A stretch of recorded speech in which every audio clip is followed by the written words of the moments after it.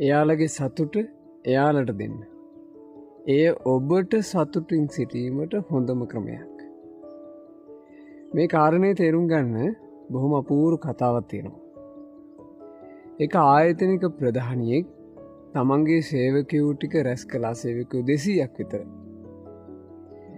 ඒ සේවකයෝ හැමෝගෙම අතට එකම පාට එකම ප්‍රමාණයේ බෝල දුන්නා. ඒ බෝලේ පෑනකින් ලියන්න කිව්වා මෙහෙම. තම තමන්ගේ සතුට කියලා. ඔන්න සුනිල්ගේ සතුට, කමල්ගේ සතුට, නිමල්ගේ සතුට තම තමන්ට මේ බෝලේ ලියන්න කිව්වා. තමන්ගේ සතුට කියලා. ගෑනු අයත් ලිව්වා. කාන්තිගේ සතුට, වින්දියාගේ සතුට. ඒ අය ලිව්වා. ඊට පස්සේ මේ ආයතනික ප්‍රධානියා මේ බෝල ටික ඔක්කොම එකතු කරගත්තා. ලොකු කූඩේකට ඒ බෝල දාලා තමන්ගේ පිරිසට මෙහෙම කිව්වා. දැන් මන් දෙනවා විනාඩියක්. මේ විනාඩිය ඇතුලේ ඔක්කොමලා අර කූඩෙන් තමන්ගේ සතුට කියලා ලියපු බෝලේ ගන්න. මුලින් මේ බෝලේ අරගෙන ඇවිල්ලා මට ඒ බෝලේ දෙන කෙනාට මං තෑග්ගක් දෙනවා. එතකොට අර 200 දෙනා දැන් ඔන්න විනාඩියයි කාලේ තියෙන්නේ. තම තමන්ගේ සතුට හේවීම වෙනුවෙන් වෙනම තරඟයක්. අර කූඩේට අත දාගෙන 200කට අත දාගන්නත් බෑ, පොර කාගෙන ඇඟේ හැප්පෙන කෙනාව තල්ලු කරගෙන තම තමන් මගේ සතුට කියලා ලියපු බෝලේ හෙව්වා. තේරෙන්නේ නැහැ විනාඩියේ කාලේ ගත වුණා, කාටවත් බැරි වුණා තම තමන්ට අදාළ බෝලේ හොයාගන්න. ඔක්කොමලගේ මූණේ සවුත් වෙලා තෑග ගන්න කිසි කෙනෙකුට බෑ. තම තමන්ට ආදාළ බෝලේ හොයාගන්න බැරි වෙලා. ඊට පස්සේ ආයතනික ප්‍රධානියා මෙහෙම කිව්වා. දැන් මෙහෙම එකක් කරන්න. තම තමන් කූඩි ළඟට ගිහිල්ලා කූඩේට අත දාලා බෝලේ ගන්නකොටම ඒ බෝලේ තියෙන්නේ නිමල්ගේ සතුට කියලා නං. තමන්ගේ සතුට හොයන්න නැතුව නිමල්ට කතා කරලා ඒ නිමල්ට අදාළ බෝලේ එයාට දෙන්න. තමන්ගේ අතට අහුවෙන බෝලේ කාගේද කියලා බලලා ඒ බෝලේ එයාට දෙන්න. එතකොට ඔයාලට ඔයාලගේ සතුට ඉක්මනින් හොයාගන්න පුළුවන් වෙයි. ඒ සේවක පිරිස ඒ වැඩේ කළා.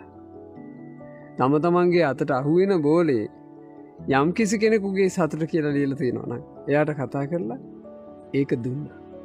විනාඩියක් යන්න කලින් ඒ 200 දෙනාටම තම තමන්ට අදාළ බෝලේ හම්බ වුණා. එයාලගේ සතුට එයාලට දෙන්න. ඒ ඔබට සතුටින් සිටීමට හොඳම ක්‍රමයක්. අපේ එදිනෙදා ජීවිතේ ගොඩාක් වෙහෙස තියෙන්නේ තව මිනිසෙකුගේ සතුටේදී අපි සතුටු නොවීම නිසා. අනිත් මනුස්සයාගේ දක්ෂතාවයක් දැකලා අපි සතුටු වෙන්නේ. අපි එක්ක හූල්ලනවා, එක්ක පිච්චෙනවා, එක්ක හිත රිද්ද ගන්නවා, එක්ක අපි දුක් වෙනවා. මට බෑනේ. එයාලගේ සතුට එයාලට දෙන්න.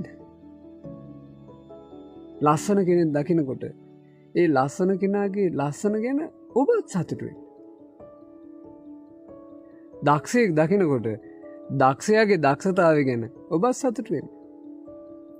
සැපසේ ඉන්න මිනිස්සෙක් දකිනකොට එයාගේ සතුට ගැන ඔබත් සතුටක් ලබන්න. යම් කිසි ප්‍රසිද්ධ ප්‍රශංසා ලබන චරිතයක් දකිනකොට එයා විඳිනවා ඇතිනේ සතුට. ඒ සතුට එයාට දෙන්න. අනුන්ගේ සතුටේදී ගොඩාක් සතුට වෙන හිතක් ඔබට තියෙන තරමට ඔබට ඔබේ සතුට හම්බ වෙයි. ජීවිතේ සතුටින් සිටීමට මේ ක්‍රමයේ ගලපගත් දවසට ඔබට ඇත්තෙන්ම ඔබේ සතුට හම්බ වෙනවා. ඒ නිසා ඊර්ෂ්‍යා කරන්න එපා. අනුන්ගේ දියුණුවේදී සන්තෝෂ වෙන්න පුළුවන් සුන්දර සිතක් ඔබ හතන්න. යතා ලද්ද සම්පත්තිතු මා විගච්ඡන්තු අනේ මේ අය ලබල තියෙනවන යම් සම්පත්තියක් සතුටක් සැපයක් සැනසුමක් මේ අයි දසමයක්වත් පිරිහෙන්න එපා. ඒ දේවල්වලින් දියුණුවේවා කියලා හද පත්ලෙම්ම පතන්න පුළුවන් තරන් ලස්සන හිත ඔබ හදන්න. ආං එදාට ඔබට ඔබේ සතුට හම්බුවෙනවා. ඉතිං එයාලගේ සතුට එයාලට දෙන්න. එය ඔබට සතුටින් සිටීමට හොඳම කමයි. තෙරුවන් සරණයි.